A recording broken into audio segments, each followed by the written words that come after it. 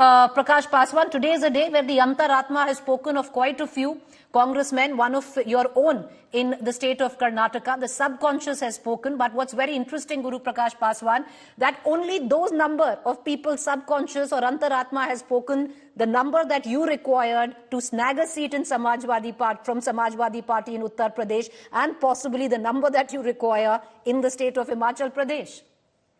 No, Preeti, I think in all honesty, this question must be addressed to those who has voted instead of the Bharatiya Janata Party. And I think that is one of the biggest assets of a democracy, that in a democracy you can act as per your own will, as per your own aspiration. And I think we see that is happening today. In a democracy, there is absolutely no bar. There is absolutely no obligation that you have to vote for a certain thing. But as things are progressing, as things are developing, we just heard that the Congress Chief Minister in Himachal Pradesh saying that there was a whip issued. We saw another interesting thing, that the whip himself offered a letter of resignation in Uttar Pradesh. So I think as the day unfolds, as more development comes into play, we'll get the clearer picture. But I think constitutionally, democratically, in terms of parliamentary rules and regulation, whatever is happening is by the rule book, and we'll see whatever happens. No, I'm just saying, because you quoted an interesting example, I'm also quoting an interesting example. I said you quoted an interesting example, I'm also quoting an interesting example, that only those number of party men or MLAs subconscious has spoken that the BJP needed to actually come up with that number. That line with Mr. Guru Prakash Paswan has been broken. He can't hear me. I'll cut across to him in a short while. But I want to go to the Congress spokesperson right now, Matthew Anthony. Things are not looking good in the state of Himachal Pradesh, sir, and you have only yourself to blame. The writing had been on the wall ever since Vikramaditya decided against the party whip, attended the Ram Mandir inauguration. You knew what was going on. You should have been more careful, many would suggest. Thanks, Preeti, for bringing me in this show.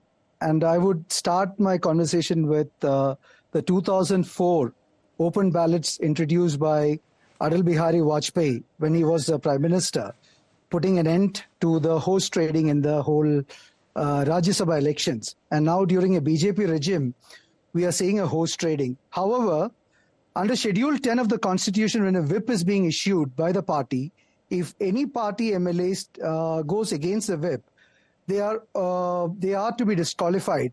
And we will, if at all there is a action against a whip, there is a cross-voting against a whip issued by the party, there will be action taken against them, and then we have to deal with it.